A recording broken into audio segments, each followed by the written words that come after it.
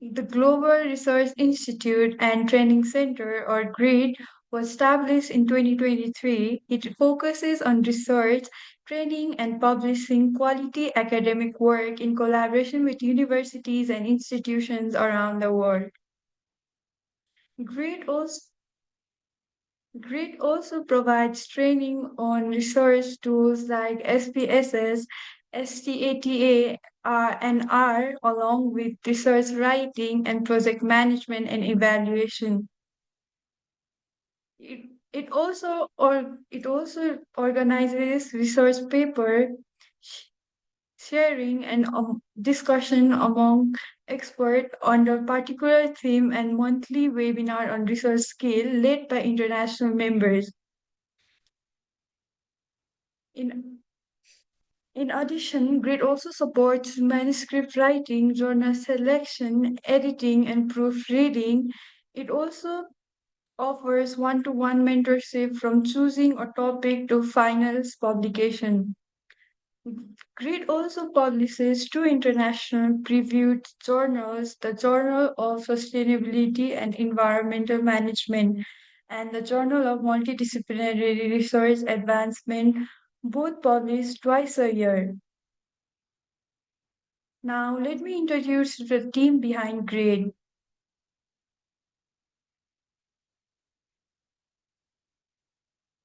And for today's session, we have Dr. Assis Khanal. We are very honored to have Dr. Assis Khanal leading our today's session. He brings over 15 years of experience in environmental sustainability and inclusive livelihood. He currently serves as a CEO of GRID, a visiting scholar at Tribhuvan University, Nepal, and a postdoctoral researcher at Lincoln University, Malaysia. He completed his PhD in Sustainable Engineering from TERI School of Advanced Studies, India, and has published more than 40 research papers in international journals. Now, at the end of the session, we will have a Q&A segment. You are highly encouraged to actively participate and ask questions and share your insights. To receive your certificate, you will be required to leave a short review on our page on any platform.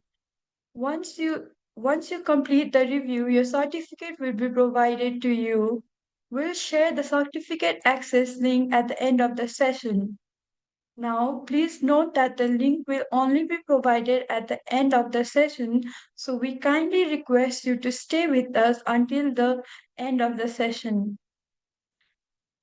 Now, without any further delay, I would like to hand over the session to our mentor, Dr. Assis Khanal. Thank you, and please enjoy the session.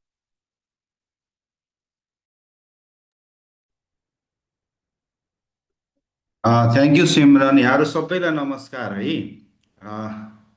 धेरै मैले देखिरहेको अनुहार पनि देखिरहेको छु। यहाँनिर केही साथीहरू नयाँ पनि जोइन हुनुभएको छ।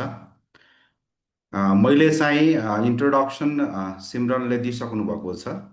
म चाहिँ सेसनतिर लाग्छु। आज चाहिँ हामीले छलफल गर्ने वा तपाईँलाई सेयरिङ गर्न खोजेको कुरा चाहिँ यो रिसर्च पेपर हामी कसरी लेख्न सक्छौँ र लेखिसकेको पेपरलाई चाहिँ हामी जर्नलमा, इन्टरनेसनल जर्नलमा चाहिँ कसरी पब्लिकेसन गर्न सक्छौँ भन्ने कुरामा चाहिँ फोकस्ड हुन्छौँ है।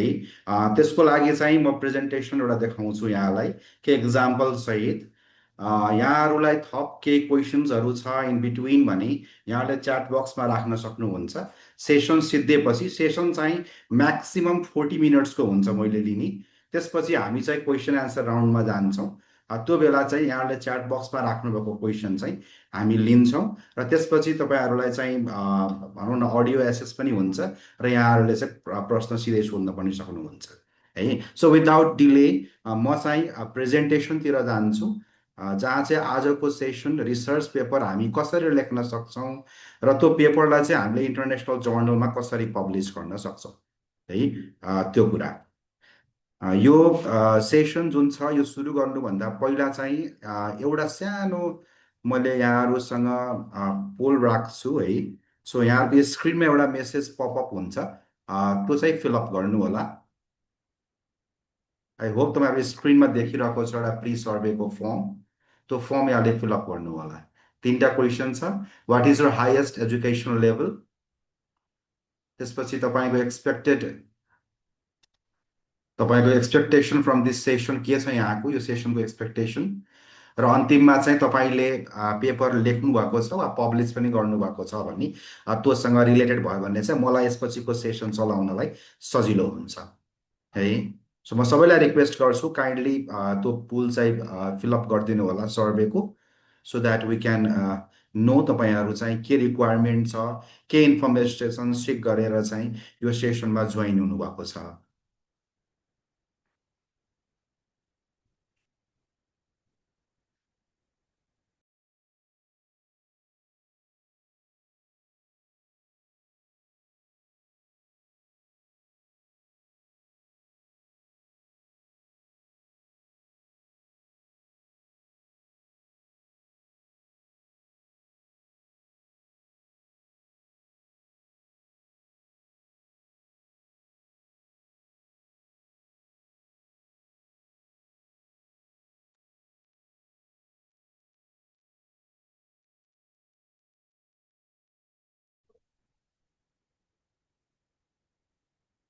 ओके, सो 79%ले अल्छी नमानेर फर्म भरिदिनु भएको छ। धन्यवाद। म रिजल्ट यहाँको स्क्रिनमा देखिन्छ। आई होप तपाईँले रिजल्ट आफ्नो स्क्रिनमा हेर्दै हुनुहुन्छ। जहाँ चाहिँ वाट इज यो हाइएस्ट लेभल अफ एजुकेसनमा चाहिँ सबैभन्दा धेरै मास्टर्स लेभल कम्प्लिट गरेको हुनुहुन्छ, हामीसँग एमफिल गरिरहेको पनि हुनुहुन्छ, पिएचडी गरिरहेको पनि हुनुहुन्छ। So what is expectation of this session भन्दाखेरि लगभग उस्तै उस्तै पर्सेन्टेज छ, 76-73%। पेपर कसरी लेख्ने गाइडेन्स र जर्नलमा पब्लिकेसन गर्ने प्रोसेस है। So have you written a research paper भन्दाखेरि चाहिँ लगभग 43%ले चाहिँ पब्लिस गरिसक्नु भएको छ, लेख्नु भएको छ, तर पब्लिस नगर्ने 16%, पब्लिस गर्न चाहनुहुने 29%, र कहाँबाट सुरु गर्ने थाहा नभएको चाहिँ हामीसँग 12% हुनुहुन्छ। सो यसो हेर्दाखेरि हामीसँग मिक्स्ड अफ पार्टिसिपेन्ट हुनुहुन्छ। सो म सेसन त्यसरी नै लैजान्छु। सिम्पलबाट हामी चाहिँ अलिकति कम्प्लेक्स प्रोसेसतिर चाहिँ जान्छौँ। कसै साथीहरूलाई एकदमै सिम्पल पनि लाग्न सक्छ, कोही साथीहरूलाई त्यो कुराहरू नयाँ हुन पनि सक्छ है। सो हुन्छ, म सेसन सुरु गर्छु अब।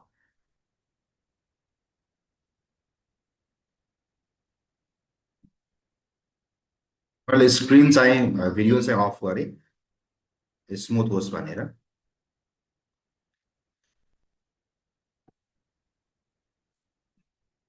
के research paper writing and journal publication है।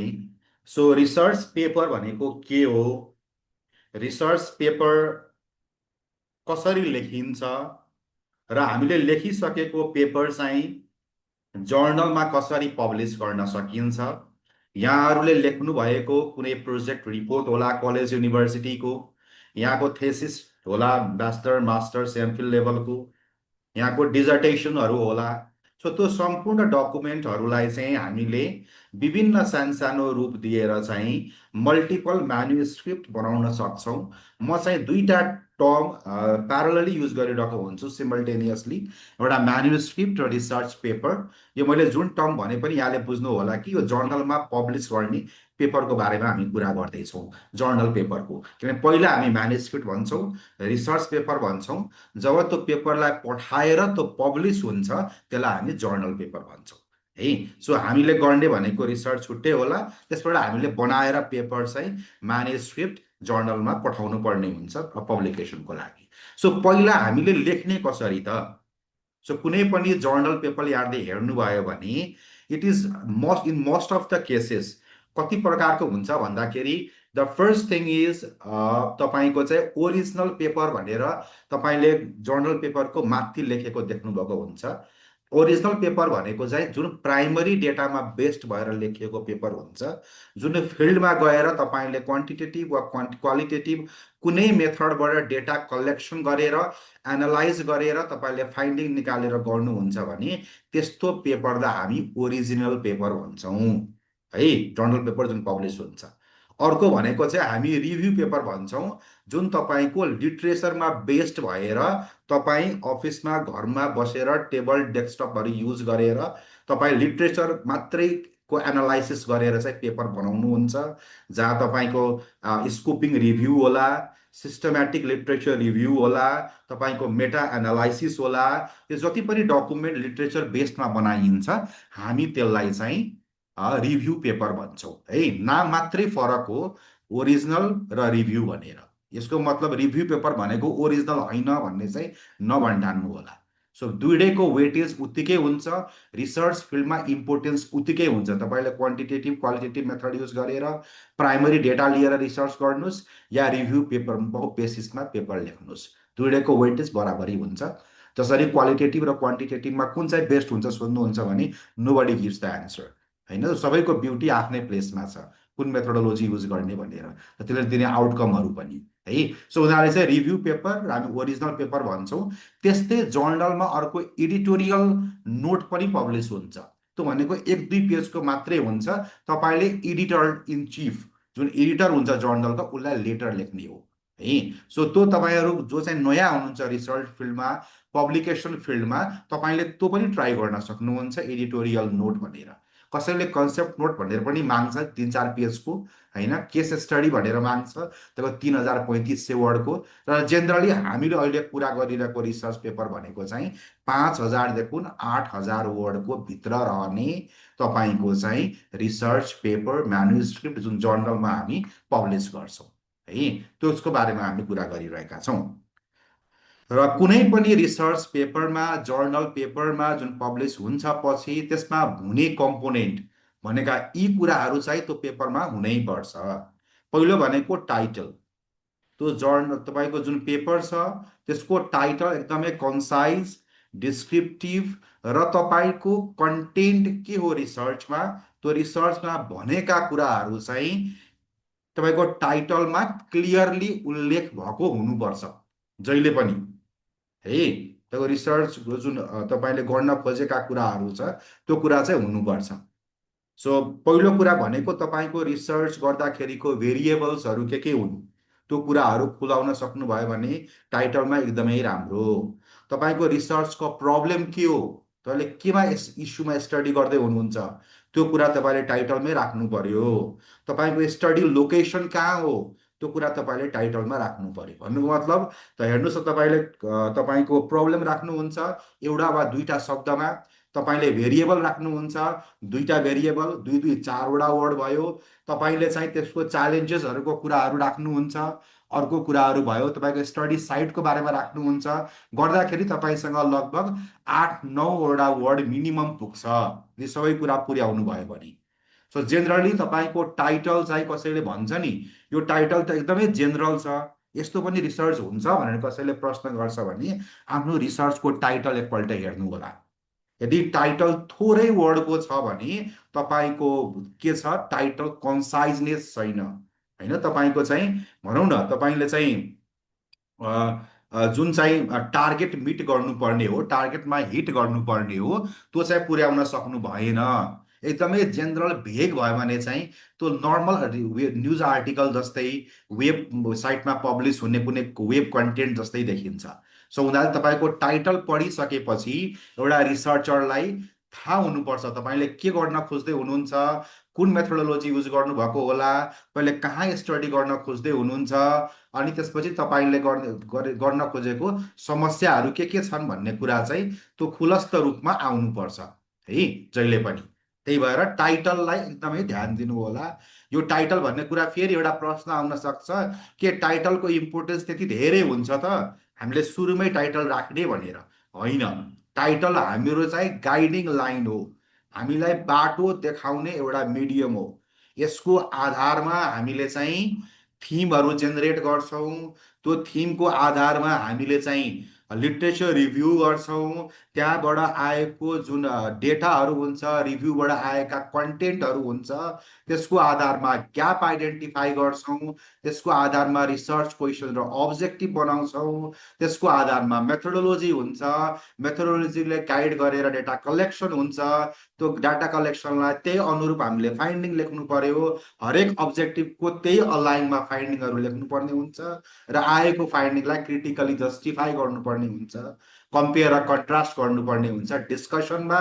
र सबै अब्जेक्टिभको तपाईँले चाहिँ एउटै अलाइनमेन्टमा आएर कन्क्लुजनमा आउटकम दिनुपर्ने हुन्छ।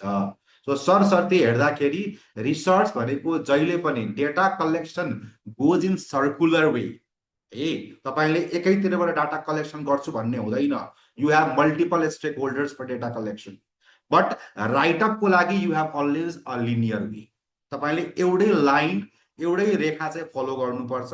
एकदमै अलाइनमेन्ट हुनुपर्छ। तपाईँको डिस्कसनमा, तपाईँको फाइन्डिङमा कुनै नयाँ कुराको बारेमा डिस्कसन गर्दै हुनुहुन्छ भने तपाईँले अचानक गएर फाइन्डिङमा लेख्ने, अचानक गएर कन्क्लुजनमा लेख्न पाउनुहुन्न। तपाईँले फाइन्डिङमा केही कुराको जानकारी गराउँदै हुनुहुन्छ, डिस्कसनमा कुनै लिट्रेचरको बारेमा जानकारी गराउँदै हुनुहुन्छ भने त्यसको बारेमा इन्ट्रोडक्सनमै जानकारी हुनुपर्छ, लिट्रेचर रिभ्यूमा जानकारी हुनुपर्छ है। सो हरेक कुराको स्टेप बाई स्टेप हुन्छ। So title is most important, but it can be changed when we go to the field for data collection. Objective change भयो भने यो पनि चेन्ज हुन जान्छ अटोमेटिक है। सो तपाईँको एउटा कुरा छ टाइटलको भयो, अर्को एब्स्ट्र्याक्ट, यो समरी हो।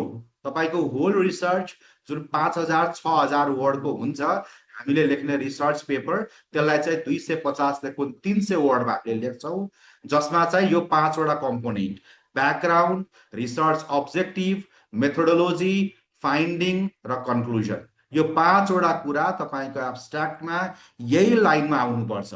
कसैले चाहिँ मेथोडोलोजी माथि राख्नुहुन्छ, फाइन्डिङ त्यसपछि, त्यसपछि मेथोडोलोजी तल आउँछ, कसैको अब्जेक्टिभ तल आइरहेको हुन्छ। सो विचार गर्नु होला, तपाईँको रिसर्चको जे तपाईँको रिसर्च पेपरमा पहिला इन्ट्रोडक्सन आउँछ, लिट्रेचर रिभ्यू आउँछ, मेथोडोलोजी आउँछ, फाइन्डिङ आउँछ, डिस्कसन आउँछ अनि कन्क्लुजन आउँछ। सो सेम वेमा तपाईँले के गर्ने हो त, अब्स्ट्र्याक्ट लेख्ने हो जहिले पनि। सो त्यो लिनियरिटी, त्यो तपाईँले स्टेप चाहिँ जहिले पनि सेम फलो गर्नुपर्ने हुन्छ है एब्स्ट्र्याक्टमा पनि।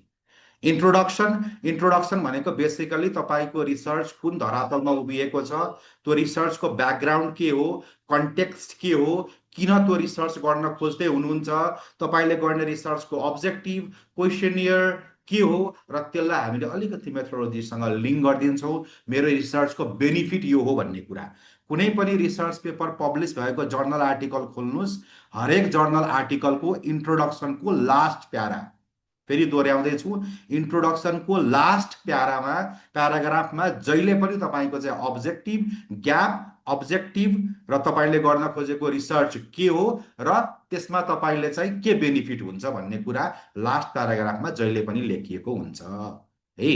त्यसपछि लिट्रेचर रिभ्यू, हामी लिट्रेचर रिभ्यू पेपरमा राख्छौँ पनि, धेरै पेपरमा राखिने चलन छैन, किनभने हाम्रो कन्टेन्टको लिमिटेसन हुन्छ वर्डको, हामीले 500,000 वर्डमा सिद्धाउनु पर्ने हुन्छ। त्यही भएर चाहिँ यसलाई इन्ट्रोडक्सनमै गाभेर लेख भन्छ है। यदि तपाईँको लिट्रेचर रिभ्यू अलग्गै मागेको छ भने हामीले अलग्गै दिनुपर्छ, नभए तपाईँले एउटै टपिकमा इन्ट्रोडक्सनभित्र राख्दा पनि हुन्छ है। अर्को मेथोडोलोजी, तपाईँको मेथोडोलोजी एकदमै क्लियर। सबभन्दा पहिला रिसर्चमा हेर्दै भनेको एब्स्ट्र्याक्ट, एब्स्ट्र्याक्ट पछि सबभन्दा सेकेन्डमा हेर्दै भनेको मेथोडोलोजी।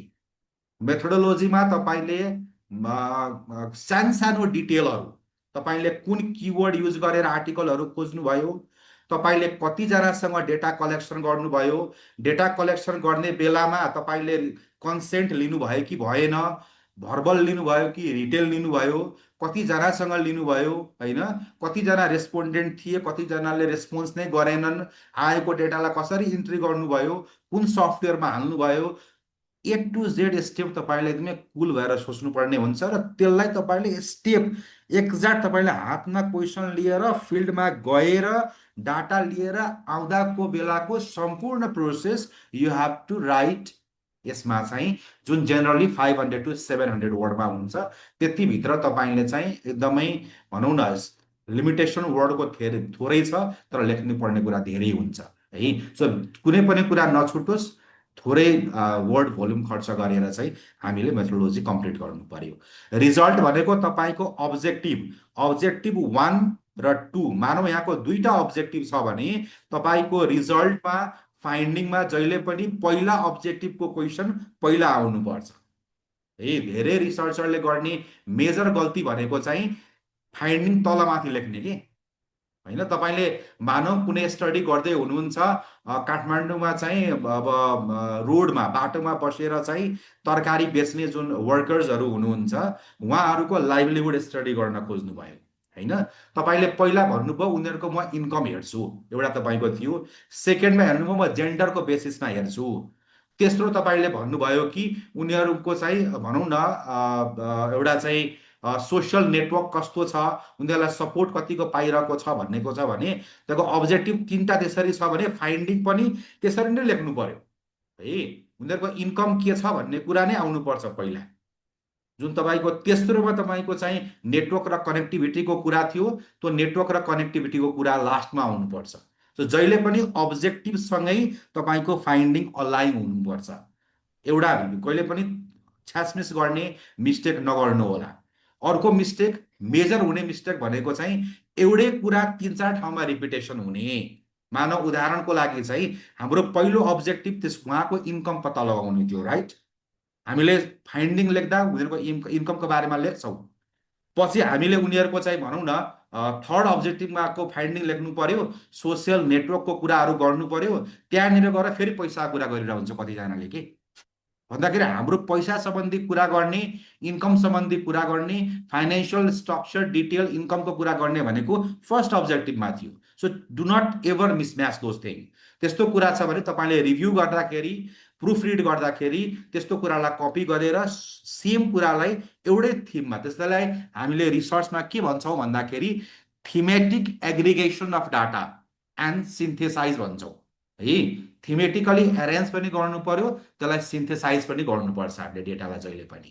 त्यही भएर चाहे लिटरेचरको रिभ्यूको पार्ट होस्, चाहे फाइन्डिङको पार्ट होस्, वी हेभ टु थिमेटिकली अलाइन र त्यसलाई सिन्थेसाइज गर्नुपर्छ र त्यसलाई गाँसेर लेख्नुपर्छ के। जस्तै हामीले दुना टपरी गाँच्छौँ नि, मैले दुना टपरीको इक्जाम्पल किन दिएँ भन्दाखेरि आज पूजा थियो मेरो घरमा है। सो त्यहाँ चाहिँ कस्तो हुन्छ भन्दाखेरि चाहिँ तपाईँले सिङ्काले राम्ररी टपरी गाँच्नु भएको छैन भने पूजा गर्ने बेलामा सिङ्का खुस्किन्छ अनि टपरीको पातहरू के हुन्छ त फैलिन्छ नि चारैतिर। त्यस्तै हुन्छ। यदि तपाईँको त्यो सिङ्का भनेको के हो भन्दाखेरि चाहिँ इट्स इम्पोर्टेन्ट कनेक्टिभिटी, लिटरेचर र तपाईँले त्यसले गाइड गरेको चाहिँ मेथोडोलोजी। यदि मेथोडोलोजी इन्ट्याक्ट छैन, तपाईँले चाहिँ डेटा राम्ररी ल्याउनु भएको छैन भनेपछि त्यसले दिने फाइन्डिङहरू, डिस्कसन, कन्क्लुजन सबै कुरा बर्बाद हुन जान्छ है। सो तपाईँले राम्ररी त्यो सिङ्का गाँच्नु पर्यो सुरुमा, so that your final product is means तपाईँलाई इम्पोर्टेन्स युज होस् त्यसको है। सो त्यो कुरा ध्यान दिनु होला। रिजल्ट पछि डिस्कसन धेरै हाम्रो चाहिँ एकाडेमिक डकुमेन्ट, एकाडेमिक भन्ने बित्तिकै म तपाईँको चाहिँ ब्याचलर, मास्टर्स, एमफिल, पिएचडीको थेसिसको कुरा गर्दैछु। प्राय एमफिल र पिएचडीमा त हामी डिस्कसन पोर्सनलाई अनिवार्य नै मान्छौँ, तर ब्याचलर र मास्टर्समा प्राय डिस्कसन लेखिने चलन हुँदैन है। तथापि यो अब युनिभर्सिटीको टेम्प्लेटमा भर पर्छ उहाँहरूले के भन्नुभएको छ। तर हाम्रो रिसर्च पेपर लेख्दाखेरि जर्नलमा पठाउने पेपरमा चाहिँ तपाईँको थेसिस र तपाईँको डकुमेन्टबाट जुन तपाईँले पेपर बनाउँदै हुनुहुन्छ भने विचार गर्नु होला, सबैभन्दा बढी महत्त्व भनेको डिस्कसनको हुन्छ। तपाईँले फाइन्डिङ निकाल्नु भयो, त तपाईँले निकालेको फाइन्डिङ हो नि त, त्यहाँ त साइटेसन हुँदैन। तपाईँले फिल्डबाट जे डेटा लिएर आउनुभयो त्यो डेटालाई जस्ताको त्यस्तै लेखिदिनुहुन्छ। त्यसलाई इन्फरेन्स जेनेरेट गर्नु पर्यो, इन्टरप्रेट गर्नु पर्यो होइन, क्रिटिकली एनालाइज गर्नु पर्यो। मैले बाटोमा बस्ने भनौँ न तरकारी बेच्ने वर्कर्सहरूको चाहिँ लाइभलीहुड स्टडी गरेँ।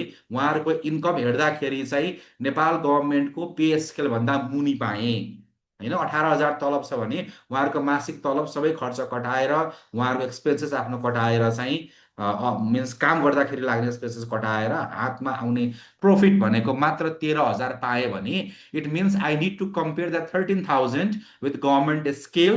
र त्यो भनेको अरू पनि इन्टरनेसनल रिसर्चहरूसँग पनि बाहिर गरिएका स्टडीहरूसँग पनि कम्पेयर गर्नुपर्छ। That what we call discussion. Discussion भनेको त्यही इम्पोर्टेन्ट हुन्छ। तपाईँले चाहिँ यत्तिकै भन्न पाउनुहुन्न कि काठमाडौँमा चाहिँ के अरे बाटोमा काम गरिरहेका मान्छेहरूको 13,000 तलब छ, सो उनीहरूलाई चाहिँ खाना लाउन पुग्दैन, एकदमै गरिब छन् भनेर how do you reach the conclusion? We are not taking a census, right? We are taking the sample. The sample is not justifiable to all the population. यदि तपाईँले राम्ररी स्याम्पलिङ फ्रेम राख्नु भएको छैन, तपाईँले स्याम्पल ग्यादर गर्ने बेलामा सबै ठाउँबाट, किनभने Kathmandu is not the sample size मात्रै होइन होल नेपालको लागि, होइन? सो त्यसरी त्यो डिस्ट्रिब्युसन पनि त्यही हिसाबले हुनुपर्छ। पपुलेसन वाइज डिस्ट्रिब्युसन होस् वा व्यापार गर्ने मान्छेको डिस्ट्रिब्युसन अनुसार तपाईँको के अरे रेस्पोन्डेन्टको स्याम्पल साइजको डिस्ट्रिब्युसन होस्, त्यो सबै इन्स्योरिटी गरेर यहाँ डेटा कलेक्सन गर्नुभएको छ भने त्यो बेला चाहिँ रिजल्टलाई स्ट्याटिस्टिकली भ्यालिड मान्न मिल्छ। त्यो पनि स्याम्पल साइज रिजनेबल हुनुपर्छ। अब मलाई 200जनाको गर्न पाएँ, मैले 200जनाको गरिदिएँ। कहाँबाट गर्नुभयो? मैले बाटोमा जसलाई जसलाई भेटाएँ सोधेर ल्याएँ भनेर तपाईँले सबै किसिमको टेस्ट गर्न सक्नुहुन्न नि त। Because to do every test the most major step भनेको वी निड प्रोबाबिलिटी स्याम्पलिङ। जब हामीसँग प्रोबाबिलिटी स्याम्पलिङ हुन्छ, प्रोबाबिलिटी स्याम्पलिङको केसमा आएको स्याम्पल साइजमा तपाईँले स्टडी गर्नुभएको छ भने त्यसको इन्फरेन्सियल टेस्टहरू गर्नुहोस्। कुनै पनि हाइपोथेसिसहरू टेस्ट गर्दाखेरि चाहिँ त्यसको रिजल्टको एकुरेसी आउनेलाई चाहिँ हामीले के गर्न सक्छौँ त, जेनरलाइज गर्नलाई सजिलो हुन्छ। But if you are taking purposive sampling भनौँ न फर इक्जाम्पल, वा कन्भिनियन्स स्याम्पलिङ लिँदै हुनुहुन्छ भने त्यो केसमा चाहिँ के हुन्छ भन्दाखेरि चाहिँ सबै कुरामा जेनरलाइज गर्न अप्ठ्यारो हुनसक्छ हामीलाई, है। सो डिस्कसन भन्ने पार्ट लास्टमा हामी कन्क्लुजन लेख्छौँ, जो तपाईँको फाइन्डिङहरूसँग अलाइन भएर आउँछ। रिफरेन्सेस स्टाइल, तपाईँको जुन जर्नलको स्टाइल छ रिफरेन्स, त्यही स्टाइललाई हामीले फलो गर्नुपर्ने हुन्छ, है। लास्टमा तपाईँको चाहिँ कुनै सपोर्टिङ डकुमेन्टहरू छ भने हामी एपेन्डिक्समा राख्छौँ, है। सो यो चाहिँ तपाईँको हाउ टु अब सेलेक्टिङ, तपाईँले चाहिँ टपिक लेख्नुपर्ने हुन्छ। मैले अहिले पनि भने टपिक भनेको तपाईँको फिल्डको इन्ट्रेस्ट अनुसार तपाईँ एउटा ब्रोड सब्जेक्ट लिनुहोस्, के इस्युजहरू छ हेर्नुहोस्, क्वेसनहरू खेलाएर चाहिँ अनि हामी रिभ्यू गर्छौँ। र यो 5वटा प्रश्नको एन्सर तपाईँको टाइटलबाट आउनुपर्छ। तपाईँले टाइटल लेखिसकेपछि आफैलाई सोध्नुहोस्, do you have the answer for all this 5 questions? Why, तपाईँले किन रिसर्च गर्दै हुनुहुन्छ? हु, तपाईँलाई त्यसको बारेमा कसले जानकारी दिन्छ? हु आर यु रेस्पोन्डेन्ट, कसले इन्फर्मेसन दिन्छ तपाईँले डाटा कलेक्सनको लागि? वाट, तपाईँले हेर्न खोज्नु भएको क्वेसन्सहरू, इस्युजहरू के हुन्? सो रिसर्च क्वेसन भनेको वाटबाट आउँछ। वेयर, तपाईँले कहाँ स्टडी गर्न खोज्दै हुनुहुन्छ र गरेको स्टडी कहाँनिर युजफुल हुन्छ? तपाईँले कुनै कम्युनिटीमा गएर त्यहाँ मात्रै काम लाग्ने हो कि होल नेपाललाई काम लाग्छ कि पोलिसी मेकरलाई काम लाग्ने हो कि? तपाईँको रिसर्च तपाईँले कसको लागि लेख्नु भएको हो? रिसर्च त आफ्नो लागि गरिँदैन कहिले पनि, होइन? If you do a research that is done by you, but if you present the research it must be useful for someone else, होइन? सो उनीहरूले चाहिँ त्यो तपाईँलाई क्लियर हुनुपर्छ स्टेक होल्डर्सहरू को हुन् भन्ने कुरा। वेन तपाईँको रिसर्च कहिले काम लाग्छ? तुरुन्त तपाईँको फाइन्डिङ अहिले नै युज गर्न मिल्ने हो कि पोलिसीमा, कि होइन तपाईँले यस्तो बनाउँदै हुनुहुन्छ रिसर्च जसको आउटकम आजको 20 वर्षपछि काम लाग्न सक्छ? So that is more important, होइन? कस्तो रिसर्च गर्दै हुनुहुन्छ भन्ने कुराहरू। So you need to have the answer for all this 5 question before you start writing a topic. Now topic त तपाईँसँग हुन्छ, तर त्यो टपिक मैले भनिहालेँ, तपाईँले काम गर्दै जाँदाखेरि it can be changed when you go to the field for data collection. Basically qualitative र मिक्स मेथडमा चाहिँ त्यो चाहिँ रिभाइज हुने चान्स अब्जेक्टिभ बढी हुन्छ, किनभने हामी बायस्ड हुन पाइँदैन। हामीले एउटा माइन्डसेट लिएर फिल्डमा गएका हुन्छौँ, त्यहाँ गएर टोटली चेन्ज हुनसक्छ, है। सो उनीहरूले हामीले चाहिँ के गर्नुपर्छ, we have to go again and again, होइन? डेटा कलेक्सनको लागि चाहिँ यदि त्यस्तो केसेसहरू आयो भने हामीले चाहिँ रिपिटेसन गर्छौँ इन्फर्मेसन्सहरूको ग्यादर गर्ने। सो अब तपाईँले चाहिँ सबभन्दा पहिलो स्टेप मैले भनिहालेँ, हामीले हामीसँग लिट्रेचर नै छैन भने we can not identify the gap. तपाईँलाई यो फिल्डमा स्टडी गर्न मन लागेको छ, मलाई यो फिल्डमा रिसर्च गर्न मन लागेको छ भनेर गर्ने होइन। तपाईँले लेख्नुहुन्छ, त्यत्रो मेहनत गर्नुहुन्छ, होइन? You got admitted to the college university, then you are allocated with the supervisor, सुपरभाइजरको तल बसेर कमिटीहरू हुन्छ, उहाँहरूले गाइड गर्छ, लेख्नुहुन्छ, होइन? तर तपाईँलाई गाइड गर्ने मान्छेले चाहेको रिसर्च पनि हुँदैन, तपाईँ लेख्ने मान्छेले चाहेको रिसर्च पनि हुँदैन। सो रिसर्च भनेको के हुन्छ भन्दाखेरि चाहिँ एज द टाइम पासेस तपाईँले सोच्दै नसोचेको आउटकम त्यहाँनिर आइपुग्न सक्छ कि, र त्यसमा आश्चर्य मान्नु पर्दैन। रिसर्चको ब्युटी नै त्यही हो कि when we keep on working we just get to explore new things होइन। र त्यो नयाँ कुरालाई चाहिँ अब आयो भनेर त्यसैमा रुमलिने हुँदैन कि जहिले पनि। त्यस्तो कुरा आएको छ भने इट क्यान ह्यापेन होइन, त्यो हुनसक्छ भन्ने कुरा चाहिँ बुझ्नुपर्छ। र एउटा कुरा चाहिँ जहिले पनि के ध्यान दिनु होला भन्दाखेरि तपाईँले मैले पिएचडी गर्दाखेरि my supervisor use to tell that कि हाम्रो बानी हुन्छ कि जब मास्टर्स गर्नुभयो तपाईँ पिएचडी गर्न जानुभयो, ओहो पिएचडी गर्न थालियो यो सिद्ध्याएर के न हुन्छ होला भनेर विचार गर्नुहोस् त। When you go back either you're studying +2, तपाईँ ब्याचलर पढ्दै हुनुहोस्, मास्टर्स गर्दै हुनुहोस्, एमफिल या पिएचडी गर्दै हुनुहोस्, एउटा कुरा हामीले पहिलादेखि सुनेर आइरहेको छौँ, एसएलसी पास भइयो भने, अहिलेको बेला एसई होला, पास भइयो भने चाहिँ सबै कुरा आनन्द हुन्छ जिन्दगीमा, धेरै ठुलो आइरन गेट पार गरिन्छ भन्ने लाग्थ्यो हामीलाई। पार गरियो, फेरि 11-12मा त्यही कुरा आउँछ, यो पार गऱ्यो भने के न हुन्छ भनेर। ल त्यो पनि पार गरियो, ब्याचलर भनियो, ब्याचलर पास गरेपछि त सबै कुरा ठिक हुन्छ। तर अहिले पिएचडी गरेर पोस्टडक गर्दा पनि के रियलाइज हुन्छ भन्दाखेरि it is a never ending process. यो रिसर्च भन्ने फिल्ड, यो एजुकेसन भन्ने फिल्ड, यो एकाडेमिक फिल्ड जुन छ, यो चाहिँ लर्निङ गर्ने मिडियम हो। तपाईँले जिन्दगीभर चाहिँ यो के गर्नुहुन्छ त, यो keep on learning. So research पनि त्यस्तै हो है। तपाईँको चाहिँ तपाईँले सोचेको भन्दा फरक रिजल्ट आउँछ, बिल्कुलै नयाँ रिजल्ट आउँछ, इट ह्यापेन्स। त्यसलाई नर्मली रूपमा लिनु होला र अगाडि बढ्नु होला। यहीसँग एउटा लाइन जोडी, do not romanticise with your research. Entertain गर्ने होइन कि रिसर्चलाई। जे फाइन्डिङ आएको छ नयाँ हुन सक्ला, लेट इट बी, तर त्यसमै अल्झिनु भयो भने तपाईँ त्यसमै अल्झिरहनुहुन्छ। मुभ अहेड, फाइन्डिङ एउटा आयो अर्कोतिर लाग्नुहोस्, अर्को के फाइन्डिङ आइरहेको छ। Because there are lot of research that you need to do in your life.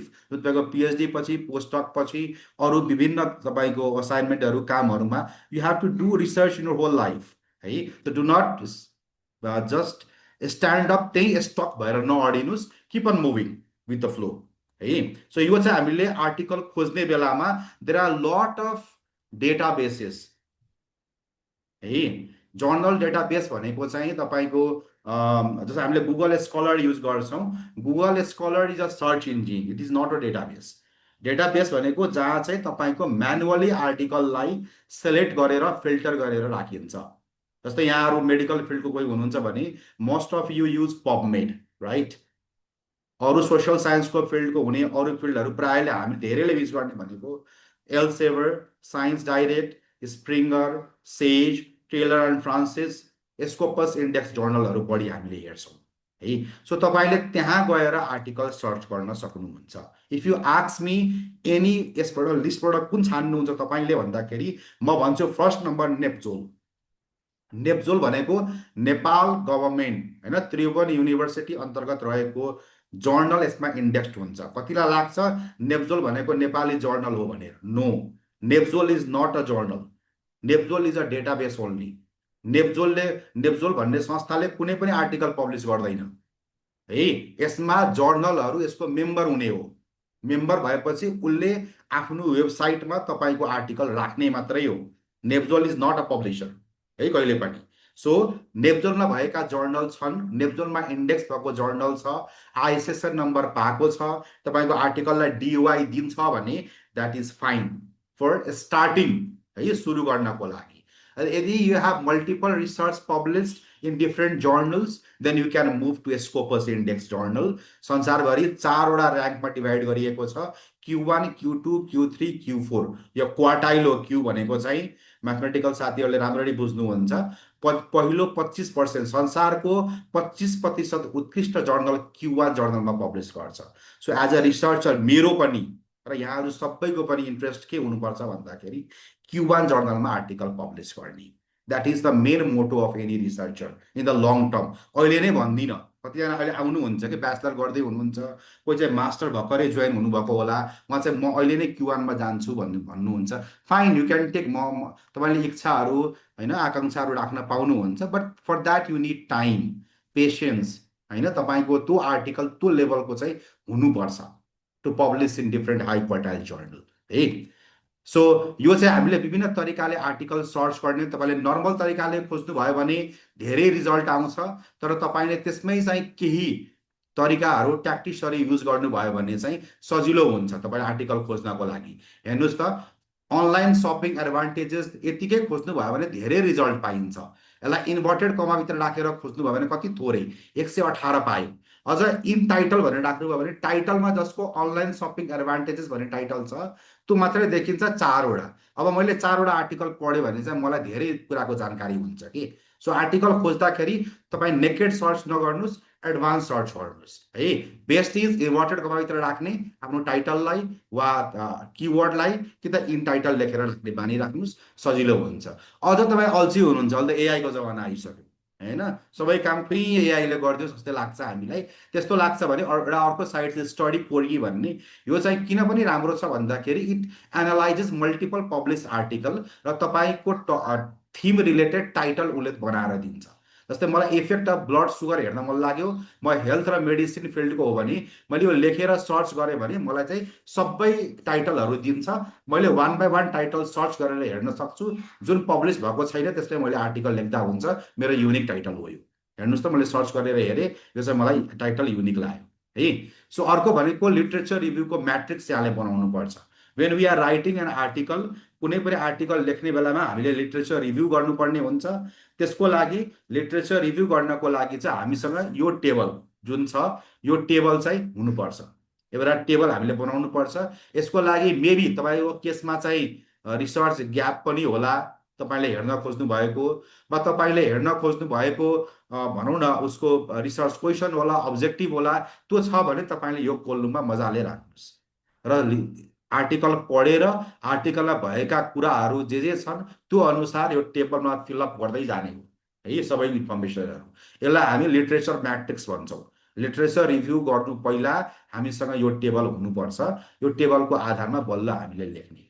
अब कतिजनालाई कन्फ्युजन हुन्छ कि यो रिसर्च क्वेसन अब्जेक्टिभ राख्दाखेरि चाहिँ अब हाम्रो सरले म्यामले चाहिँ यो वाइ लेखिरहेको छ क्वालिटेटिभ, यो कस्तो भर्ब राखेको, यो वाट राख्ने हो कि वाइ राख्ने हो कि वेयर राख्ने हो कि होइन कुन राख्ने भन्ने कुरा। सो त्यो वर्ड अगाडिको त यहाँलाई थाहा हुन्छ होइन, वाइ कि वाट राख्ने, तर भर्ब चाहिँ धेरैजना कन्फ्युजन हुन्छ कि। So if you are doing a quantitative research use this word है। तपाईँको यो कुरा चाहिँ एसएस, मेजर, इम्प्याक्ट, रिलेसनसिप, यदि यस्ता वर्ड आइरहेको छन् भने तपाईँले बुझ्नु होला त्यो रिसर्च क्वान्टिटेटिभ रिसर्च हो। त्यसमा explore, to explore the livelihood status of the street vendors in Kathmandu भनेको छ भने मेरो रिसर्च क्वालिटेटिभ हो है। त्यसमा मैले टु एसेस भन्न खोजिरहेको छु भने I might be looking the livelihood component from different angles.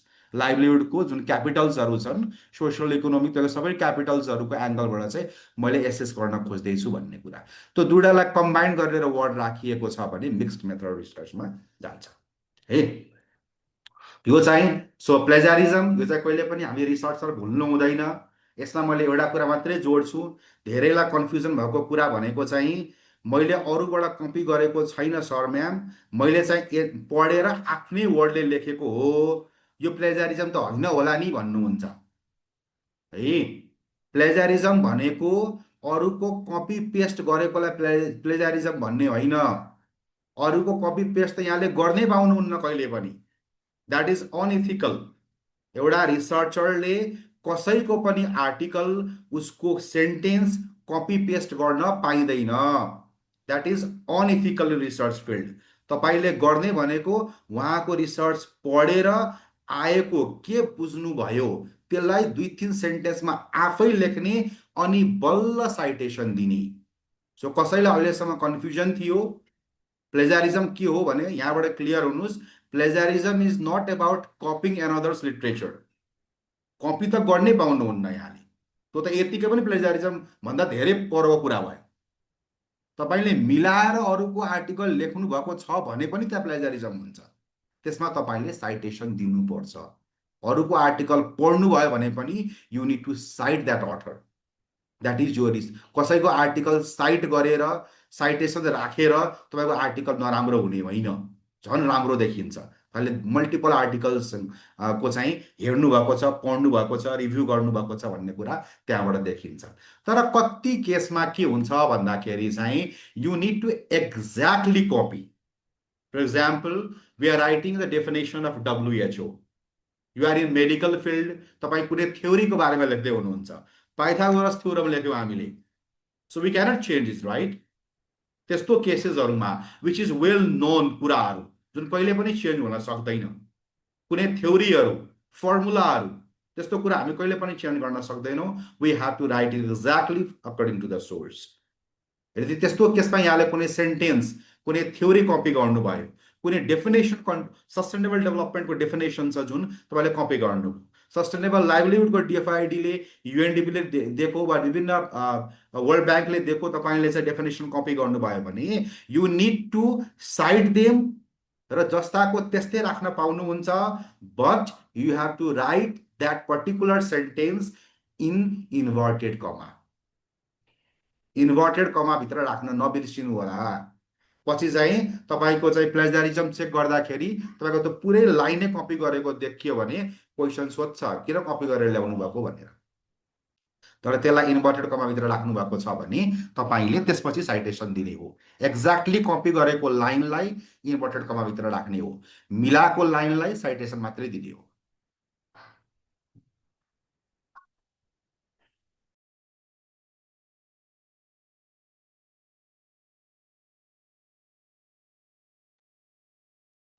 है, सो तपाईँ विभिन्न वेबसाइटहरू छन् संसारमा धेरै युज गर्ने भनेको टर्निटिन हो। एउटा कुरा चाहिँ कि अहिले त एआईको जमाना छ है, एआईको युज गरेर पनि हामी आर्टिकल कतिजनाले लेखिरहनु हुन्छ, सिधै के तपाईँले प्रोम्प्ट दिनुभयो टक्क आर्टिकल आउँछ, कपी गरेर पेस्ट गरेर बुझाइदिनुहुन्छ। न त्यसको साइटेसन मिल्छ, न त्यसको कन्टेन्ट मिल्छ, उसले जुन कुरा भनिरहेको छ त्यो आर्टिकलभित्र नै हुँदैन होइन। अनि तपाईँले त्यसलाई फेरि एआईलाई ह्युमेनाइज गर्नुहुन्छ। एआई छ जुन मसिन लर्निङ ल्याङ्ग्वेज हो, कुनै सफ्टवेयरले दिइरहेको छ, त्यो एआईलाई हटाउनलाई फेरि अर्को एआई सफ्टवेयर युज गर्छौँ ह्युमेनाइज गर्नको लागि।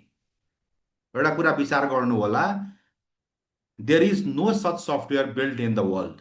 संसारमा त्यस्तो कुनै पनि सफ्टवेयर बनेको छैन जसले एआईलाई ह्युमेनाइज गर्न सकोस्। तपाईँले भन्नु होला मसँग त अब यो सफ्टवेयर छ, एबिसिडी छ, यो छ, हो त्यो के हुन्छ भन्दाखेरि जुन सफ्टवेयरले एआई चेक गर्ने हो नि त्यसमा तपाईँले युज गर्ने जुन गरिरहनु भएको सफ्टवेयरको भर्जन अपडेट भएको छैन। विचार गर्नुहोस्, कसैले कुनै रिसर्च पेपर आजभन्दा 1 वर्ष पहिला युनिभर्सिटीमा एआई युज गरेर बुझाउनु भएको थियो, त्यो बेला जम्मा यहाँको 0% थियो वा 5% थियो भने अहिले त्यही पेपर यहाँहरू गएर ब्याक चेक गर्नुहोस्, यु विल गेट 100%। यो सबै तपाईँले सबै चेक गर्नुभएको हो भने, एआई युज गरेर बनाउनु भएको हो भने। त्यो किन हुन्छ भन्दाखेरि चाहिँ टर्निटिन भनेको संसारकै सबभन्दा ठुलो एआई र प्लेजरिजम चेक गर्ने वेबसाइट हो। सबै ह्युमेनाइज सफ्टवेयरले झुक्क्याउने भनेको टर्निटिनलाई नै हो है। तपाईँले जर्नलमा आर्टिकल पठाउनु भयो त्यो पनि हामीले टर्निटिनबाटै चेक गर्छौँ। युनिभर्सिटीलाई बुझाउनु भयो, प्राय युनिभर्सिटीसँग टर्निटिन नै हुन्छ, अरू भर्जन भए पनि टर्निटिनसँग सिमिलर हुन्छ जहिले पनि है। सो तपाईँले आज ह्युमेनाइज गर्नुभयो, टर्निटिनमा चेक गर्नुभयो, आहा देखिएन, जम्मा 5% रहेछ, सबमिट गरिदिनु भयो। अब टर्निटिनले के गर्छ भन्दाखेरि उसले प्रत्येक 3 महिना 6 महिनामा आफ्नो सफ्टवेयर अपडेट गर्छ अनि उसले हेर्छ कुन कुन सफ्टवेयर, ह्युमेनाइज सफ्टवेयरले कस्तो कस्तो मसिन ल्याङ्ग्वेजको इन्स्ट्रक्सन दिइरहेका छन् भनेर त्यो आधारमा उसले आफ्नो सफ्टवेयर अपडेट गर्छ। तपाईँले आज लेखेको कुरा हुनसक्छ 3 महिनापछि तपाईँको आर्टिकलमा फेरि एआई देखिन सक्छ। So never try to humanise using another AI tool है, त्यो कहिले पनि हुन सक्दैन। So only option is for paraphrasing and for humanizing, यदि सपोर्ट लिनु भएको छ भने you have to do it manually है। विभिन्न सफ्टवेयरहरू छन्, एउटा डुब्ली चेकर भन्ने छ, यो फ्रीमा हुने सफ्टवेयरहरू। यहाँहरू कोही थेसिसहरू, डिजर्टेसनहरू लेख्दै हुनुहुन्छ, जर्नल पेपरहरू लेख्दै हुनुहुन्छ भने मैले सजेस्ट गर्ने 2टा वेबसाइट छ। एउटा OATD.org, open access thesis and dissertation. तपाईँको मास्टर्सको होस्, एमफिलको होस्, ब्याचलरको होस्, पिएचडीको होस्, जुन पनि लेभलको थेसिसहरू, डिजर्टेसनहरू छ भने तपाईँले यहाँ गएर सर्च गर्नुहोस् र त्यो विभिन्न यो संसारभरिको विभिन्न युनिभर्सिटीको यसमा हुन्छ। तपाईँले डाउनलोड गरेर कुनै पनि व्यक्तिले चाहिँ आफ्नो डिग्रीको लागि, किनभने अब हामीले जसले रिसर्च पेपरको कुरा गर्दैछौँ नि 5,000 वर्डको, तपाईँले त मास्टर्समा 20,000 वर्डको लेख्नुहुन्छ। तपाईँले भनौँ न एमफिल गर्दाखेरि 30,000 35,000 वर्डको लेख्नु होला, पिएचडी गर्दा 70-80,000 वर्ड 1,00,000 वर्डको लेख्नु होला होइन। भन्दाखेरि के हुन्छ भन्दाखेरि चाहिँ त्यो बेला हामीलाई डिटेलमा इन्फर्मेसनहरू चाहिन्छ। कस्तो क्वेसनर बनाएको होला त रिसर्चरले, हेर्न मन लाग्छ। So in that case you can go use this website र you can download it, you can take a reference, कसरी लेख्ने, कसरी च्याप्टर्सहरू बनाउने, विभिन्न थेसिसहरू डिजर्टेसनहरूको लागि। अर्को भनेको शोधगङ्गा, यो इन्डियाको हो, हाम्रोसँग अलाइन भएको हुनाले धेरै रिसर्चहरू, थ्योरीहरू, युज गर्ने ट्याक्टिक्सहरू, मेथोडोलोजीहरू हामीसँग कम्प्याटिबल हुन्छ। सो यो पनि हेर्नु होला, शोधगङ्गाको वेबसाइट एउटा oatt.org र अर्को शोधगङ्गा.inflibenet.net.ac.in भनेर, यहाँ तपाईँले रिसर्चहरू थेसिस नै पाउनुहुन्छ युनिभर्सिटीहरूको है। सो यो फाइन्डिङ र डिस्कसनमा हामी धेरै कन्फ्युजन हुन्छ।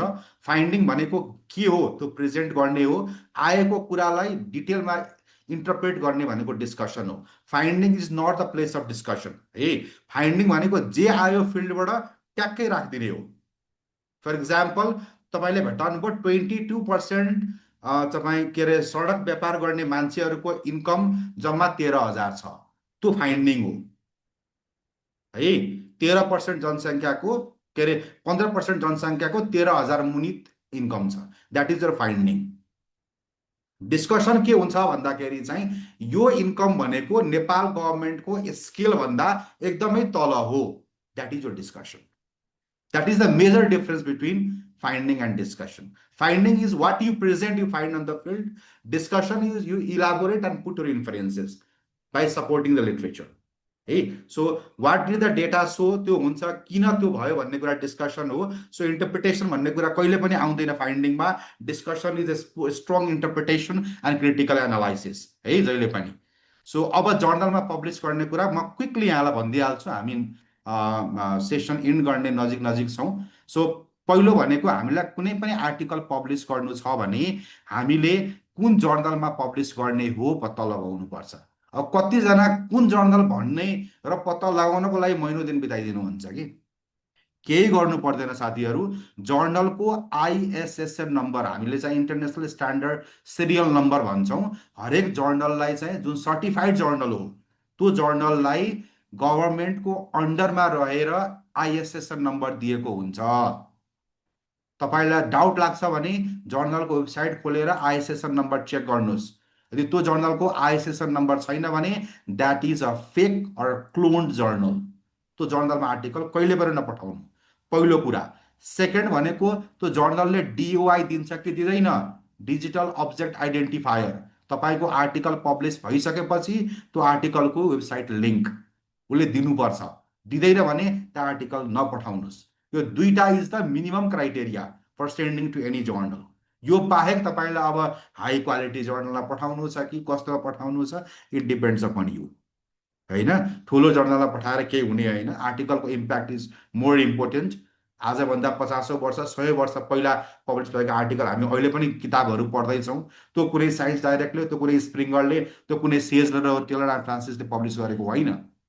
त्यो प्राइभेट पब्लिकेसन हाउसले, युनिभर्सिटीको प्रेसले पब्लिस गरेको होला होइन। So impact is more important rather than तपाईँले कस्तो के जर्नलमा हो। डिस्ट्रिब्युसनको लागि काम लाग्छ, धेरै ठाउँमा देखिन्छ, धेरै साइटेसन्सहरू आउँछ, धेरै अथरले पढ्नुहुन्छ, रिभ्यू गर्नुहुन्छ, कमेन्ट फिडब्याकहरू आउला तपाईँलाई। You will get to known in renown in your field. त्यसको लागि चाहिँ इम्पोर्टेन्स हुन्छ।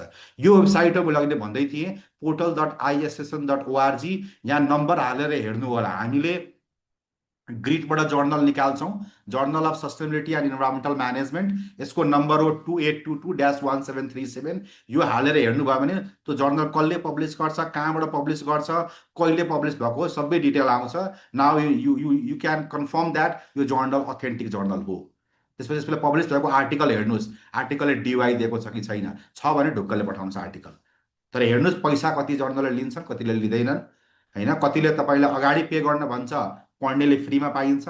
कति केसमा चाहिँ पब्लिस गर्नेले पे गर्नुपर्छ, पढ्नेले फ्रीमा पाइन्छ। कति केसमा हामीले पे गर्दैनौँ, पढ्नेले फ्रीमा पाउँछ। कति केसमा चाहिँ पब्लिस गर्न पनि पैसा लाग्दैन, पढ्न पनि पैसा लाग्दैन है। सो एज अ रिसर्चर हामीलाई सजिलो भनेको पब्लिस गर्न पनि पैसा नलागोस् र पढ्ने मान्छेलाई पनि पैसा नलागोस्। त्यो भयो भने धेरै ठाउँमा रिच गर्न सकिन्छ है। र स्कोपस, कसैले धेरैलाई हामी कहाँ इन्क्वायरी गर्नुहुन्छ अफिसमा, स्कोपस जर्नल कसरी थाहा पाउने सर, संसारको राम्रो जर्नल कुन हो भनेर। प्लिज त्यो कुरा सोध्ने कुरै होइन। That is a simple thing, can easily Google गएर फाइन्ड गर्नुहोस्। स्कोपस भन्ने वेबसाइट नै छ तपाईँको चाहिँ अथेन्टिक।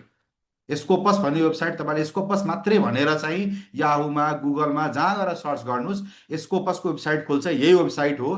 त्यहाँ गएर तपाईँको आफ्नो फिल्ड के हो, सब्जेक्ट एरिया लेख्नुहोस्। तपाईँको एरिया कुन हो, मेडिसिन फिल्डको हो कि तपाईँ इन्भाइरोमेन्ट हो कि के हो, टाइप गर्नुहोस्, सर्च गर्नुहोस्, you will get 100 of results. तो सबै जर्नल्सहरू चाहिँ अथेन्टिक जर्नल हो, किनभने स्कोपस भनेको संसारकै सबैभन्दा ठुलो र बेस्ट जर्नल डेटाबेस हो है। अब कसैले भन्छ म पबमेडमा पब्लिस गर्छु, पबमेडले पब्लिस गर्ने होइन आर्टिकल, यो चाहिँ जर्नल डेटाबेस। पब्लिस भएको आर्टिकललाई पबमेडले देखाउने हो। पब्लिस गर्ने भनेको जहिले पनि जर्नलले हो। यो तपाईँको स्कोपस पनि जर्नल होइन, डेटाबेस हो। यो धर अझ डेटाबेस भन्दा पनि ऱ्याङ्किङ साइट हो यो। यसले त नम्बरिङ ऱ्याङ्कहरू होइन त्यो दिने काम गर्छ यसले। सो यहाँभित्र थुप्रै जर्नल हुन्छन्, त्यो जर्नल तपाईँले खोलेर हेर्ने हो है। अब कसैलाई चाहिँ मलाई कन्फरेन्समा भाग पनि लिन मन लाग्छ, पेपर पनि प्रेजेन्ट गर्छु अनि मेरो पब्लिस पनि होस् भन्ने चाहनुहुन्छ भने देयर आर लट अफ वेबसाइटहरू छन् जहाँ चाहिँ हामीले पब्लिस गर्न मिल्छ। म तपाईँलाई एउटा देखाउँछु, यो चाहिँ हो तपाईँको आइओपी पब्लिसिङ डट ओआरजी भन्ने एउटा वेबसाइट छ। यो आइओपी पब्लिसिङ डट ओआरजी, यहाँनिर तपाईँलाई यदि कर्सर देखिरहेको छ भने यहाँनिर आइओपी पब्लिसिङ डट ओआरजी यो साइट खोल्नु होला। यहाँभित्र थुप्रै तपाईँको चाहिँ कन्फरेन्सहरू हुन्छन्। मेरो सजेसन, नेपाली छ भने त भाग लिनुहोस्। इन्डियासम्म भए पनि भाग लिन जानुहोस्, बरु अलिकति पैसा खर्च गरेर, because you will know the researcher in your field, चिन्नुहुन्छ, प्रेजेन्टेसन गर्नुहुन्छ, तपाईँको रिसर्चको उहाँ चाहिँ कमेन्ट फिडब्याक लिनुहुन्छ र तपाईँको त्यहाँ प्रेजेन्ट गरिसकेपछि तपाईँको आर्टिकल फ्रीमा स्कोपस इन्डेक्स जर्नलमा पब्लिस हुन्छ है। So this is one of the easiest method to take participate in conference and publish your article in the journal है। सो त्यो जर्नलमा पब्लिस गर्नको लागि कति लाग्छ कि पैसा लाग्छ होला। अहिलेसम्म हामी चाहिँ भनौँ न लो इन्कम कन्ट्रीमा पर्छौँ, ग्रुप ए कन्ट्रीमा पर्छौँ, तथापि केही जर्नलले हटाइसकेका छन् हामीलाई लिस्टबाट। तर धेरै केसेसहरूमा चाहिँ धेरै जर्नलहरूमा हामी ग्रुप एमा पर्छौँ, नेपाल। त्यही भएर नेपालबाट तपाईँले ओपन एसेस पब्लिस गर्न खोज्नु भए पनि पैसा चाहिँ लाग्दैन है। सो यति भन्छु। टुङ्ग्याउनुभन्दा पहिला चाहिँ सजिलो तरिका एउटा रिसर्च आर्टिकल कुन पढ्ने कुन आर्टिकल हेर्ने भन्ने यहाँलाई लाग्छ भने एउटा फेमेन्स भन्ने एउटा एकदमै फेमस छ मेथड, जहाँ चाहिँ हामी पहिला एब्स्ट्र्याक्ट पढ्छौँ। एब्स्ट्र्याक्टमा के भनेको कुरा छ हेर्छौँ। त्यो एब्स्ट्र्याक्ट जुन तपाईँको 250-300 वर्डको एब्स्ट्र्याक्ट छ, त्यसको आधारमा चाहिँ यसको रिजल्ट र कन्क्लुजन के होला भनेर वी थिङ्क आवर सेल्फ, हामी आफै सोध्छौँ कि यो चाहिँ यसको फाइन्डिङ होला, यसले चाहिँ यो चाहिँ कन्क्लुजन लेखेको होला भनेर चाहिँ we pre assume in our mind, then we go to the conclusion. यो कन्क्लुजन होला भनेर सोच्यौँ नि त हामीले, सोचेपछि हामी कन्क्लुजन पढ्न जान्छौँ पेपरको र चेक गर्छौँ हामीले जे सोचेको थियौँ पेपरमा त्यही कुरा छ कि छैन। यदि यहाँले सोचेका कुरा पाउनुभयो भने त्यो पेपर नपढ्नुहोस्। तपाईँले जे सोच्नु भएको थियो एब्स्ट्र्याक्टमा पढ्दाखेरि यसले चाहिँ यो चाहिँ फाइन्डिङ गरेको होला भनेर सोच्नु भएको थियो र तपाईँले कन्क्लुजनमा त्यही नै कुरा पाउनुभयो भने त्यो पेपर पढ्नै पर्दैन भन्छ फेमन्सले। किनभने तपाईँ एउटा रिसर्च गर्न खोज्दै हुनुहुन्छ, तपाईँले एउटा आर्टिकलको फाइन्डिङ के होला भनेर सजिलै 250 वर्ड पढेर तपाईँले यसको कन्क्लुजन नै भनिदिन सक्नुहुन्छ भने that is very general paper.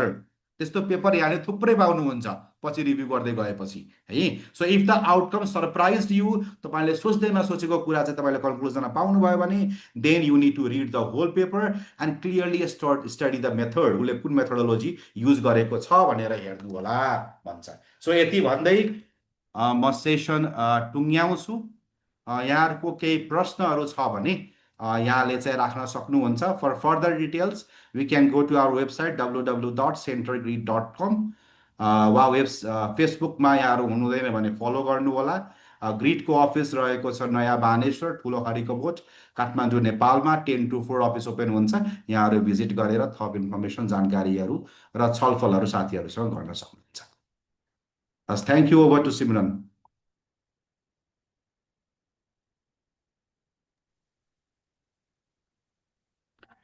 Thank केही you, छ sir. प्रश्न? सर च्याट बक्समा हाम्रो क्वेसनहरू छ। ओके, म पिक गर्दै जान्छु है त। हजुर हाउ sir. Can we get the recording of the session? Recording स्मिताले भने जस्तै it will uploaded in the युट्युबमा आउँछ है। I have to miss. Can we get the PPT at the end of the session? Because my internet is fluctuating. यहाँलाई email आउँदा आउँछ। Please tell me the exact difference between result and finding in the research. Result र finding भनेको एउटै कुरा हो है। हाम्रो रिसर्च पेपरमा चाहिँ रिजल्ट र फाइन्डिङ एउटै ल्याइरहेको छौँ। जेनरली फाइन्डिङ र डिस्कसन भनेर चाहिँ अलग कुरा हुन्छ। जर्नल पेपरमा कहिलेकाहीँ फाइन्डिङ एन्ड डिस्कसन लेख्छ, कुनै जर्नलले फाइन्डिङ छुट्टै डिस्कसन छुट्टै लेख्छ।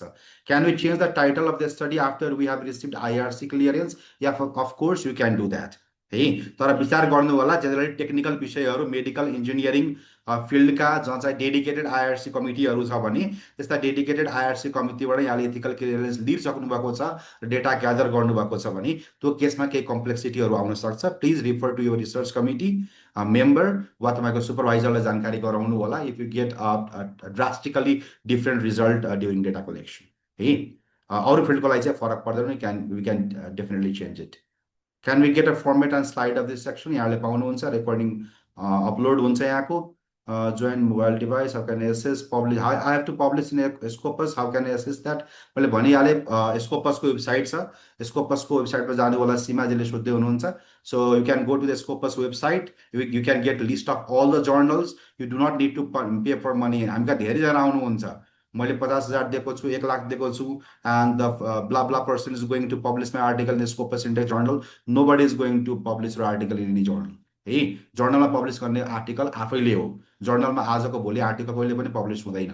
त्यो हुने भनेको पत्रिकामा मात्रै हो है, र रेडियोमा गएर खरेर बोलेर तपाईँको अनलाइनमा एयर गरे मात्रै हो।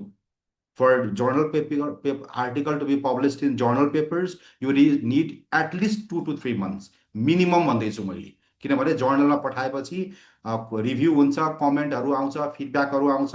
तपाईँले कमेन्ट फिडब्याकलाई एड्रेस गर्नुपर्छ, फेरि पठाउनुपर्छ, रिभ्युअरले हेर्छ, फेरि चाह्यो भने कमेन्ट फिडब्याक दिन्छ, एक्सेप्ट गर्छ, त्यसपछि प्रुफ रिडिङमा जान्छ, एडिटोरियल टिमले हेर्छ, प्लेजरिजम चेक हुन्छ लास्टमा, फेरि एकपल्ट त्यसपछि प्रोडक्सन हाउसमा जान्छ, अनि त्यसपछि एडिटिङहरू हुन्छ, फाइनल पब्लिकेसन भएर अनि तपाईँको आर्टिकल बल्ल अनलाइनमा आउने हो। There are a lot of process in between. It is not that you send the article today in the journal and it get published tomorrow. त्यस्तो जर्नलमा पठाउनु होला।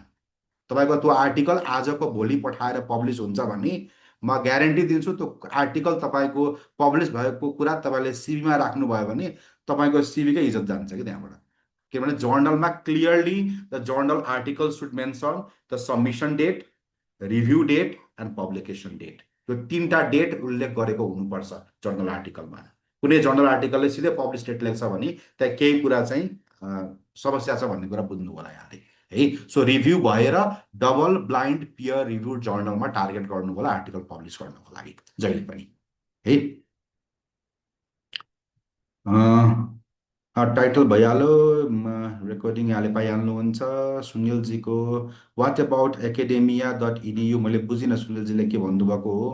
If you are searching article भन्नुभएको हो भने you can use that. Academia, ResearchGate थुप्रै छन् त्यस्ता search गर्न मिल्ने। what are the difference between साइस्ताजीले चाहिँ difference between a review paper and a research paper भन्नुभएको छ। मैले सुरुमै भनेको थिएँ, यहाँ ढिलो जोइन गर्नुभयो होला।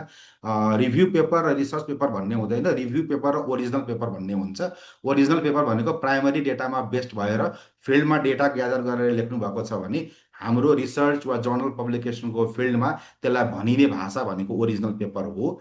र अर्को भनेको चाहिँ लिट्रेचरमा बेस्ड भएर तपाईँले चाहिँ सिस्टमेटिक लिट्रेचर रिभ्यू गर्नुभयो, मेटा एनालाइसिस गर्नुभयो, स्कुपिङ रिभ्यूहरू गर्नुभयो भने त्यस्ता रिभ्यू बेस्ड पेपरलाई हामी रिभ्यू पेपर भन्छौँ है। So what is the very first step we can take for writing a review paper? The very first step for any papers, either it could be a thesis, dissertation, तपाईँको चाहिँ original paper होस्, review paper होस्, जुन पनि पेपरको लागि the first step is to write literature review. For that you need to develop a literature matrix है। Okay, insightful हजुर, अरू when will be the next session? हाम्रो सेसन प्रत्येक महिनाको दुईचोटि हुन्छ। तपाईँको 25 तारिकमा लोकल ल्याङ्ग्वेज हुन्छ, जुन चाहिँ योपालि नेपालीमा भएर सजिलो भयो हामीलाई। अर्को पालि अर्को भाषामा हुन्छ 25 तारिकमा। 20 तारिकमा चाहिँ तपाईँको इङ्ग्लिस भाषामा हुन्छ। त्यसबाहेक प्रत्येक 3 महिनामा हाम्रो सेमिनार हुन्छ, टेक्निकल सेमिनार, जुन चाहिँ इङ्ग्लिस भाषामा हुन्छ। र अर्को कन्फरेन्स हुन्छ एभ्री इयर, यो चाहिँ free to join and present the paper पनि हो है। Research article economic diplomacy related journal कुन कुन होला भन्नुभयो। रेडमी नोट 2 यहाँ लेख्नु भएको छ, नोट 12। मैले अघि नै भने यहाँहरूले कुन जर्नलमा सब्मिट गर्ने सोध्नै पर्दैन। स्कोपस भन्ने साइट खोल्नुहोस्, त्यहाँ गएर तपाईँको जे टाइटल भन्दै हुनुहुन्छ इकोनोमिक डिप्लोमेसी भनेर टाइप गर्नुहोस्, उसले जर्नलको लिस्ट हजारौँ दिन्छ। तपाईँले त्यहाँबाट सिलेक्ट गरेर आँखा चिम्लेर कुनिया पठाए पनि हुन्छ है। जुन चाहिँ एक्टिभ जर्नल छन् भने सबै अथेन्टिक जर्नलहरू हाई क्वालिटी जर्नल हुन्। फ्री रिसर्च टाइटल जेनेरेटर मैले अघि नै देखाएको छ, त्यसकै कुरा गर्नुभयो कृष्णजीले, पछि जोइन गरेर भन्नुभयो है। मैले अघि नै एउटा स्टडी कोर्गी भन्ने देखाएको थिएँ। त्यो बाहेक अरू पनि हुन्छन्। अहिले त एआई टुल्सहरू पनि आएका छन्। For that we can take the support of AI tools as well, सफ्टवेयर्सहरू, वेबसाइटहरू, या studykorgi.com भन्ने वेबसाइट मैले एउटा देखाएको थिएँ, पिपिटीमा छ। यहाँले पिपिटी पाएपछि रिभाइज पनि गर्न सक्नुहुन्छ, त्यहाँबाट टाइटल जेनेरेट गर्न सकिन्छ। How important is to get approval for research from research board? Medical worker working and hospital collecting data without approval नगर्नुहोस्। For medical field I strictly suggest, medical फिल्डले आइआरसीको अप्रुभल अनिवार्य लिनु होला है। अरू फिल्डको लागि खासै जरुरत नभए पनि मेडिकल रिलेटेड रिसर्च गर्नको लागि where human participate is involve, त्यो केसमा चाहिँ मेडिकल काउन्सिल अन्तर्गत रहेको आइआरसी कमिटीसँग तपाईँको युनिभर्सिटीको कमिटी पनि हुनसक्छ, वा आइआरसीको अथेन्टिक बोर्ड कमिटी हुनसक्छ। मेडिकल रिसर्चको साथीहरूले अनिवार्य रूपमा रिसर्च कमिटीको क्लियरेन्स लिनु होला। जर्नलमा पब्लिकेसन गर्ने बेलामा आइआरसी कमिटीको लेटर वा नम्बर माग्छ, त्यो चाहिँ दिनुपर्ने हुन्छ। म एमफिलको रिसर्चर हो सर, गुणात्मक र परिमाणात्मक मिक्स मेथड गरेर शोध गर्न सकिन्छ। मजाले गर्नुहुन्छ। मेरो सजेसन ब्याचलर र मास्टर्समा कुनै एउटा मेथड युज गरेर गर्नु होला। एमफिलमा मिक्स्ड गर्दा हामीलाई धेरै सजिलो हुन्छ, पिएचडीमा धेरैले मिक्स नै गर्नुहुन्छ है। अनम्युट गर्ने भन्दै हुनुहुन्छ, हामी अनम्युट खोल्दैछौँ है, मलाई लाग्छ खोल्दा हुन्छ होला अब। Struggling literature review section, gap कसरी आइडेन्टिफाई गर्ने अनि इमराट फर्मेटमा लेख्दा लिटरेचर रिभ्यू कसरी म्यानेज गर्ने भन्नुभएको छ। यसर भनेर आयो, तर ठिकै छ। लिटरेचर रिभ्यूको कुरा गर्नुभएको छ। ग्याप कसरी आइडेन्टिफाई गर्ने भनेको, ग्याप भनेकै लिटरेचरबाट आउने हो। First you need to identify the gap. Gap सबै कुरामा हुन्छ है। तपाईँको थिमेटिक ग्याप पनि हुन्छ, स्टडीले भनेका कुराहरूमा ग्याप, मेथडमा ग्याप। धेरै स्टडीहरूले क्वान्टिटेटिभ मात्रै युज गरिरहेका छन्, र कुनै स्टडीले भन्यो कि क्वान्टिटेटिभ मात्रै गर्यो प्राय रिसर्चहरूले, अबको रिसर्चहरूले क्वालिटेटिभ गर्नुपर्छ भन्ने कुनै पेपरले भन्यो तपाईँलाई भनेपछि that could be one of the gap that you have identified, कि अब क्वालिटेटिभमा गर्नुपर्ने रहेछ भनेर। And you can cite those particular article कि यसले चाहिँ क्वालिटेटिभको इम्पोर्टेन्स बढी हुन्छ भनेको छ। So for that reason in my research I am taking a quantitative approach है। त्यसै तपाईँले चाहिँ कति मार्जिन अफ इरर लिने, स्याम्पल साइज कति लिने, यो सबैको जस्टिफिकेसन, सबैको तपाईँको रिसर्च ग्यापबाट रिसर्च एनालाइसिस गरेर तपाईँलाई आउँछ। First you need a literature matrix. बिना लिटरेचर म्याट्रिक्सको केही पनि हुँदैन। लिटरेचर म्याट्रिक्समा अनिवार्य तपाईँको चाहिँ फाइन्डिङ्स, तपाईँको चाहिँ मेथोडोलोजी, तपाईँको चाहिँ भनौँ न ग्यापहरू चाहिँ त्यसमा राख्नु होला, र त्यसको आधारमा आफ्नो ग्याप पहिलाउनु होला। इमराट फर्मेटमा लेख्नलाई लिटरेचर रिभ्यू भनेको अरू बेला चाहिँ तपाईँको फाइन्डिङ र डिस्कसनको रोल डिफ्रेन्ट हुन्छ। इमराट फर्मेटमा लेखिरहँदाखेरि यदि यहाँको रिभ्यू पेपर हो भने फाइन्डिङ नै डिस्कसनको मेजर पार्ट हुन्छ। डिस्कसन छोटै हुन्छ या नलेख्न पनि सकिन्छ रिभ्यू पेपरमा चाहिँ है। अरू केसमा चाहिँ लेख्नै पर्छ। र तपाईँले introduction, methodology, result and discussion भन्ने जुन इमरेटको फर्मेट छ, त्यसको लागि चाहिँ लिटरेचर रिभ्यू तपाईँलाई पाउने भनेको छुट्टै लेख्न पनि हुन्छ। तर मेरो सजेसन, जर्नलहरू संसारका 99% जर्नलले लिटरेचर रिभ्यू छुट्टै माग्दैन। इन्ट्रोडक्सनभित्र राख्नुपर्ने हुन्छ हामीले, र त्यही लिटरेचरलाई चाहिँ तपाईँले डिस्कसनमा राख्नुपर्ने हुन्छ है। भोजराज कार्कीजीले I want to visit you there, is possible? एकदमै वेलकम छ सर। 10 to 4 पब्लिक होलिडेज बाहेक अफिस जहिले पनि ओपन हुन्छ है। How to know if publish literature is trustworthy? मैले भनिहालेँ, ट्रस्ट वर्दीको लागि आर्टिकलको डियुआई अहिले त कम्पलसरी छ। बिना डियुआईको कुनै पनि आर्टिकल रिफरेन्समा नराख्नु होला किनभने पछि तपाईँले लेखेर पब्लिस गर्ने बेलामा पनि DOI को क्रस भेरिफिकेसन हुन्छ है। त्यही भएर चाहिँ तपाईँले AI को टुल युज गर्नुभएको छ भने if you have use earlier or if you have been using now, try to check those रिफरेन्सेसको DOI, that is always fake. त्यो कहिले पनि मिल्दैन है। र तपाईँले कि त आर्टिकल गरेर साँच्चीकै आफै पढ्नु पर्यो, कि तपाईँले आर्टिकल पढ्नु भएको छैन भने तपाईँले त्यसको ओरिजिनल आर्टिकल खोलेर DOI कपी गरेर त्यहाँ राख्नुपर्छ है। So DOI is more important. Article authentic भन्ने जर्नल भन्ने बित्तिकै कसरी सोध्नुहुन्छ कि national journal, international journal, journal is always international. Journal भनेकै त्यसको बोर्ड, कि तपाईँ त्यसले सबै आर्टिकल एउटा मात्रै क्वान्टिटीको पब्लिस गर्छ भने द्याट इज फाइन। रिजनल वा लोकल बेसिसको मात्रै आर्टिकल पब्लिस गर्छ भने that is different thing. Else जर्नलको कमिटीहरूलाई हेर्नु होला, यसको कमिटी इन्टरनेसनल बोर्डको छ र उसले पब्लिस गर्ने आर्टिकल 50% आर्टिकल चाहिँ त्यो देश बाहेकको पनि पब्लिस गरेको छ भने त्यहाँ पब्लिस गर्दा उसको नेटवर्क धेरै छ भन्ने कुरा चाहिँ बुझ्न सकिन्छ। त्यो नेपाली जर्नल भए पनि you can definitely send it. When will be the next session हामीले भनिसक्यौँ केही।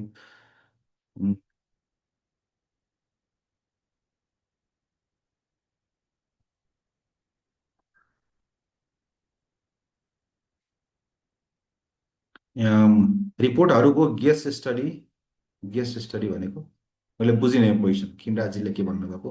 गेस्ट स्टडी गर्दा के कुरा हेर्दा कन्सेप्ट क्लियर होला। ओके, मेबी उहाँले भन्नुभएको चाहिँ लिटरेचर रिभ्यू गर्दा के कुरामा ध्यान दिने भन्नुभएको हो कि आई डोन्ट नो, के छ उहाँलाई नि सोध्नु होला एकैछिनमा है। रितु ऋषिले चाहिँ मैले यसरी शोध गरिसकेकी छु एमफिलमा सर, अस्ति भाइभा पनि भइसक्यो, तर गुणात्मक शोधमा किन परिणात्मक भन्ने पनि प्रश्न उठायो सर, त्यसैले हो त्यो आउँछ तपाईँको चाहिँ है। दुईवटै कुरा के तपाईँको क्वान्टिटी र क्वालिटीको कुरा चाहिँ एकदमै धेरै आउँछ। त्यो रिक्वायरमेन्ट पनि हो एउटा युनिभर्सिटीको होइन। युनिभर्सिटीमा चाहिँ जुन लेन्थको रिक्वायरमेन्ट हुन्छ त्यो पुरा गर्नै पर्ने हुन्छ हामीले। तर यहाँ चाहिँ कस्तो हुन्छ भन्दाखेरि तपाईँले 5-6 हजार वा 7-8 हजारमा चाहिँ आर्टिकल लेख्नु छ भन्नुको अर्थ धेरैले के गर्नुहुन्छ भन्दाखेरि चाहिँ जम्मा 5-6 हजार वर्डमा लेख्नुपर्ने रहेछ, यत्रो कुरा म राख्न सक्दिनँ, यसलाई चाहिँ हटाइ नै दिन्छु भन्नुहुन्छ कि। अब त इन्ट्रोडक्सनमा त्यो कुराको जानकारी कहिले पनि गराएको हुँदैन, त्यो टर्महरूको बारेमा त इन्ट्रोडक्सनमा जानकारी नै हुँदैन, अचानक फाइन्डिङमा आइरहेको हुन्छ कि। सो त्यो भनेको तपाईँले आर्टिकल लेख्ने बेलामा चाहिँ क्वान्टिटी घटाउ भनेको होइन, वर्डको क्वालिटी र क्वान्टिटी सेम मेन्टेन गर्नुपर्छ। The thing is that major chunk of फिगर्सहरू जुन मर्ज गर्न मिल्छ राख्नुहोस्। र धेरैलाई तपाईँले के गर्नुहोस् भने you can move it to the appendix, लास्टको सेक्सनमा सप्लिमेन्ट्री मेटेरियल्स भन्ने अप्सन हुन्छ आर्टिकलमा, त्यहाँ तपाईँले मुभ गर्ने हो। त्यस्तो लामो 1 पेजभन्दा लामो 2 पेज 3 पेजको टेबल्सहरू छ भने, मल्टिपल फिगर्सहरू छ भने मेजर फिगर्स मर्ज गर्न मिल्छ भने मर्ज गर्ने होइन। र एक्स्ट्रा कन्टेन्टहरू जति पनि छ you can put in the appendix सेक्सनमा, र यु क्यान त्यही लेखिदिनुहोस् पेपरमै, एपेन्डिक्स 1मा एपेन्डिक्स 2मा यसमा यो कुराहरू छ भनेर चाहिँ जानकारी गराउनुपर्छ। तर मैले भनिहालेँ युनिभर्सिटी डिग्रीको लागि is both important, quality and quality as well, but यसको केसमा क्वान्टिटी भन्दा चाहिँ हामी क्वालिटीलाई बढी फोकस गर्छौँ in case of research paper published in the journal है। So where can I get the article related to English language education mostly भन्नुभएको छ। दुईवटा मैले भनिहालेँ, एउटा भनेको आर्टिकल सर्च गर्नको लागि directly go to the NepJOL, Nepal related article find गर्नको लागि पितामजीले सोध्नुभएको क्वेसन। अर्को भनेको you can go directly to the Science Direct है। साइन्स डाइरेक्ट भनेको यस्तो ठाउँ हो, 2-3टा नाम याद राख्नु होला, Science Direct, Springer, Sage, Taylor and Francis. फेरि भन्छु, रेकर्डिङ यहाँले पाउनुहुन्छ।